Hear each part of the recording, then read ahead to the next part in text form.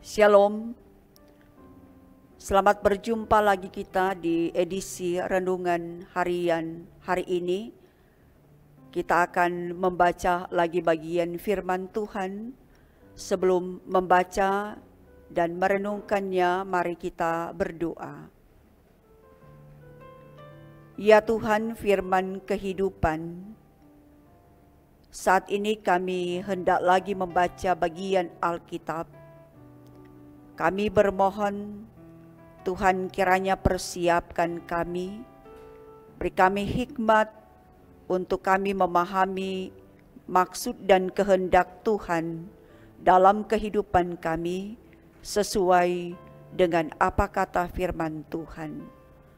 Maka berfirman bersabda Engkau, kami siap membaca dan siap melakukan firman-Mu dalam hidup dan kerja kami. Amin. Keluarga Kristen yang diberkati oleh Tuhan, mari kita membaca Alkitab, dan pembacaan kita hari ini dalam kitab Injil Yohanes pasal 21 ayat 9 sampai 10. Berkata demikian, ketika mereka tiba di darat, mereka melihat api arang dan di atasnya ikan dan roti. Kata Yesus kepada mereka, bawalah beberapa ikan yang baru kamu tangkap itu. Saudara-saudara yang dikasihi, diberkati oleh Tuhan. Amsal 1 ayat 24 dan 25 berkata, ada yang menyebar harta bertambah kaya, ada yang menghemat secara luar biasa, namun selalu berkekurangan. Siapa banyak memberi berkat diberi kelimpahan, siapa memberi minum ia sendiri akan diberi minum. Keluarga Kristen yang diberkati oleh Tuhan, Warren Buffett, ia adalah seorang yang kaya raya, tetapi dia dikenal sebagai seorang yang dermawan. Pada tahun 2006, Warren Buffett menyumbang sebanyak 30,7 miliar, setara dengan 300 triliun, yang ia sumbangkan di bidang sosial dan kesehatan. Jumlah sumbangan amal Buffett tercatat sebagai sumbangan terbesar dalam sejarah. Tapi anehnya, setelah menyumbang sedemikian besar, ia justru naik peringkat menjadi orang terkaya di dunia pada tahun 2008. Ia katakan bahwa kunci dari semuanya adalah kemurahan hati dan kelimpahan harus berjalan seiring.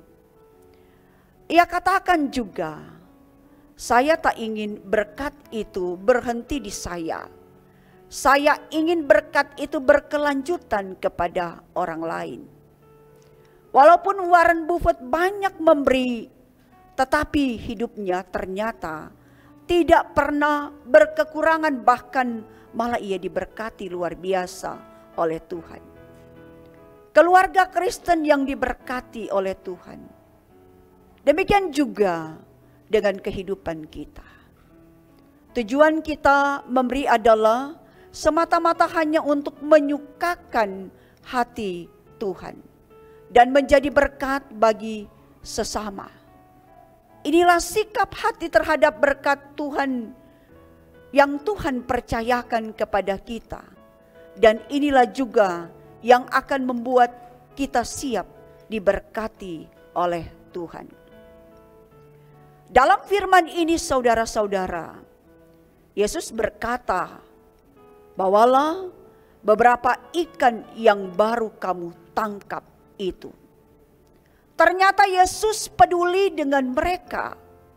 Yesus pun tahu apa yang mereka perlukan dan apa yang mereka butuhkan saat itu.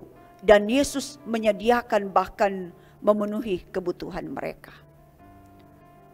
Banyak orang yang setelah diberkati secara luar biasa, baik secara materi, kekayaan, dan uang, tapi kemudian melupakan sang pemberi berkat dan hanya lebih tertarik pada pemberian Tuhan. Ingat saudara-saudara, bahwa berkat kekayaan asalnya dari Tuhan.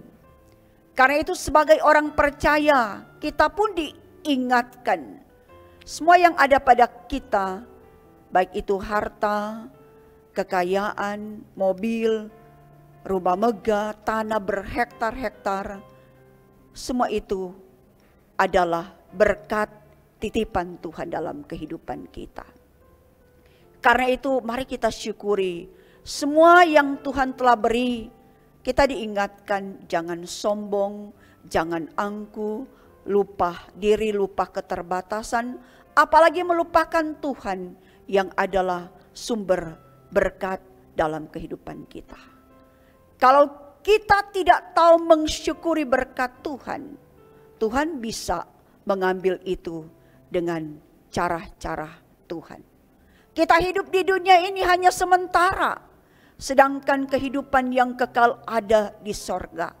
Oleh sebab itu Tuhan menginginkan kita untuk mengumpulkan sebanyak-banyaknya harta di sorga, karena harta di sorga itu pasti akan bersifat kekal, sedangkan harta di dunia bersifat sementara.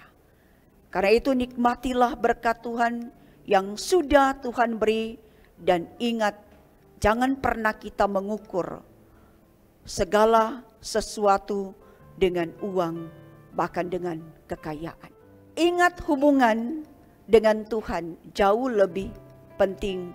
Karena itu mari kita tetap jaga sikap kita terhadap berkat Tuhan. Sebab ternyata sikap hati kita terhadap berkat Tuhan menentukan apakah kita bisa diberkati lebih besar atau tidak. Karena itu saudara-saudara, ketika kita diberi kelimpahan berkat dari Tuhan, mari kita wujudkan ketaatan kita kepada Tuhan. Kita berdiakonia dengan sesama kita, kita beri persembahan untuk menopang pekerjaan pelayanan gereja Tuhan. Apalagi sekarang ini jemaat kita Gemim Bukit Moria Rike sementara dalam proses pembangunan gedung gereja. Mari jemaat kita topang dalam dana, terutama topang di dalam doa. Semuanya itu semata-mata hanya untuk kemuliaan nama Tuhan. Amin. Mari kita berdoa. Terima kasih ya Tuhan, sebab ada firman Tuhan yang boleh lagi menyapa kami di hari ini. Firman Tuhan mengingatkan kami agar kami tetap terus menempatkan Tuhan di atas segala-galanya. Firman mengingatkan kepada kami bahwa kepada kami Tuhan memberi talenta, pekerjaan untuk kami bekerja dan melayani. Maka kami diingatkan agar kami jangan lupa diri, lupa keterbatasan, kami bahkan melupakan Tuhan di atas segala-galanya. Karena itu tuntun kami, berikan kami semua hikmat agar kami tetap terus menjadikan firman Tuhan sebagai acuan tolok ukur dalam kehidupan kami, bahkan ketika kami menjawab setiap panggilan tugas kerja, bahkan pelayanan kami. Maka kami taruh kehidupan kami, semua rencana kerja kami di sepanjang hari ini. Tuhan yang akan buat semua sukses, berhasil, dan Tuhan yang akan membuat semua lancar. Sehingga tetap terus jadi komitmen iman bagi kami bahwa hidup, kerja, keluarga, dan pelayanan ini akan terus kami persembahkan untuk hormat dan untuk kemuliaan nama Tuhan. Di dalam nama Tuhan Yesus kami berdoa dan kami mengucap syukur kepadamu. Amin. Demikian renungan harian kita di hari ini. Tuhan berkati kita semua. Shalom dan salam sejahtera.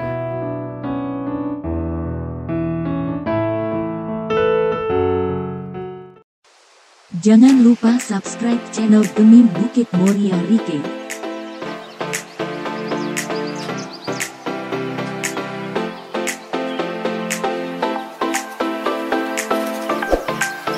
Dan nyalakan lonceng di samping kanan untuk memperoleh info terbaru mengenai ibadah-ibadah yang dilaksanakan. Salam sehat. Tuhan Yesus memberkati kita semua. Shalom.